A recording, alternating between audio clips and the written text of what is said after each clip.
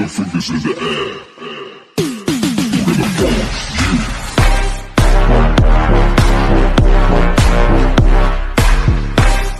Good day mga Lods, and we're back for another news and updates ng mga kaganapan sa ating Ronin at Axie Infinity. Unahin na natin dito itong mainit na chismis balita mula sa Axie Infinity. Pinapaalala nila na last chance na para ma-qualify sa airdrop 2 ng Nightmare accessories. Dapat ay makapag-evolve tayo ng at least 2 body parts bago mag June 5. Take note na dapat Nightmare body parts to mga Lods, no? At meron ding announcement ang paparating sa Nightmare drop rate. Meaning, mas maliit ang percentage or chance na makakuha ng Nightmare parts after June 5. Around 1 month after. Ibig sabihin, may chance pa rin tayong makapag-evolve ng Nightmare parts pero mas pinahirap nila. Kaya naglagay sila rito ng pro tip na hindi magiging counted sa airdrop ang lahat ng axes na makakakompleto ng evolution after June 5. At samut-sari na nga ang hinaing sa loobin at violent reaction ng mga tao ukol sa sudden announcement na ito. Yung iba kasi nag-grind talaga ng mga axes para ma-reach yung level 40 in hopes of acquiring Nightmare parts after June 5. At yung iba ay nag-invest talaga at bumili ng mga higher level axes at talagang nag-prepare sila para makakuha sana ng Nightmare parts. Maging yung mga kilalang creator at pro players within the community ay hindi napigilang mag-react ukol dito. Pero may naging tugon naman sa Idol Post 2 patungkol dito sa issue na to. So tignan natin yan mga idol. Sabi niya rito, we're revisiting the reduction in Nightmare event drop rates. That's why we don't implement changes immediately. Instead, we announce them ahead of time to gather your input and make adjustment as needed. We've heard your feedback and recognize that 1 month notice feels too short for many in the community. We understand that players have been planning their strategies and leveling up their axes based on the current probabilities. And that's the proposed changes could make it harder to evolve rare Nightmare parts. More details about the changes to Nightmare event mechanics will be shared soon. Ayun nga mga Lods. So narindi na siguro sila mga idol, no? Pero sana nga no, ma-improve nila itong decision nila patungkol sa drop rate na to mga Lodi. Mas maigi siguro na wag na lang nilang bawasan yung ano, 'di ba? Yung chance or drop rate ng Nightmare parts, no? Kasi maraming players talaga ang naghahangad na makapag-evolve at makakuha mga idol ng Nightmare na rare axes, 'di ba? Lalo na may mga event pa, 'di ba? Nakagaya nito. Okay, at next update naman natin ay ang pagsisimula ng Ronin Blitz number 5 sa ating Ronin network. Kung gusto nyo makapag-earn ng RON at RETH rewards, in a few clicks, binoost nila ang LP rewards at WETH markets, kaya pwede talaga tayong kumita. Binigay nila rito ang link ng Merc dashboard kung saan pwede nating ma-explore ang iba't ibang opportunities para makapag-earn tayo ng mas maraming rewards sa Ronin Blitz. Para sa susunod nating news, matagumpay na natapos ang transition to Katana V3. Dagdag pa nila rito, Legacy Liquidity Mining Program rewards have been sunset and all incentives are now boosted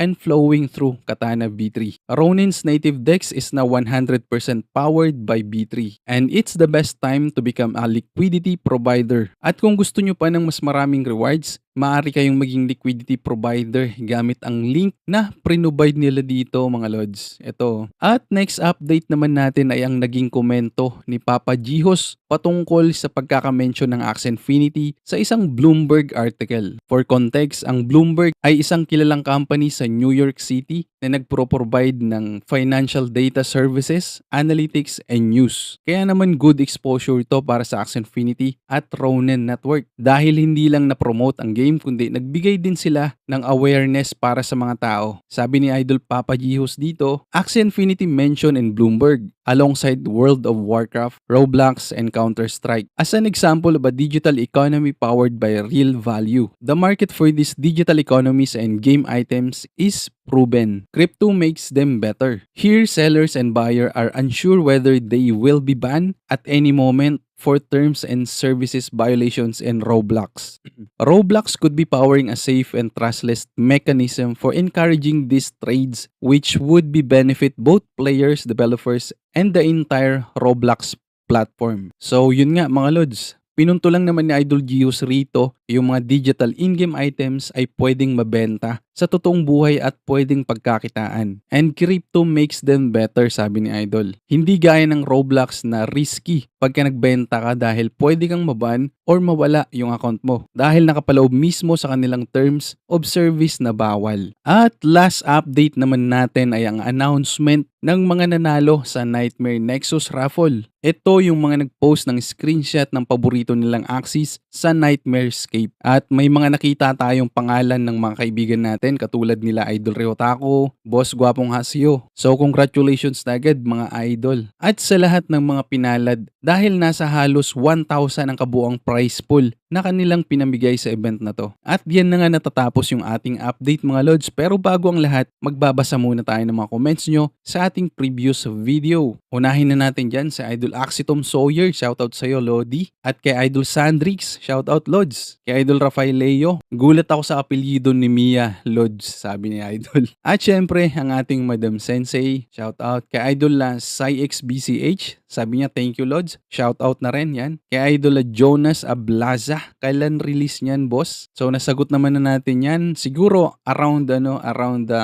fourth quarter ng June mga Lods, or first week ng August. Ito ay estimate lang naman no, kasi sabi nila summer. At kay Idol Sandrix Maldo, yan. At sabi niya rito, paano mag-redeem ng ticket? Sabi niya, nasagot naman natin to, no? Sana accurate tong sagot natin dito. Shoutout Idol Sandrix. Kay Idol Joseph, shoutout Lods. At kay Idol Rod Axel. Thank you sa inyo mga idol. Okay, at hanggang dito na lang tayo mga idol. Maraming salamat sa inyong pakikinig at panonood sa ating news and updates. Feel free to comment down below kung may mga katanungan kayo at sisikapin nating masagot ang lahat ng yan. Don't forget to like, share, subscribe, and hit the notification bell. Again, thank you mga lods and bye-bye!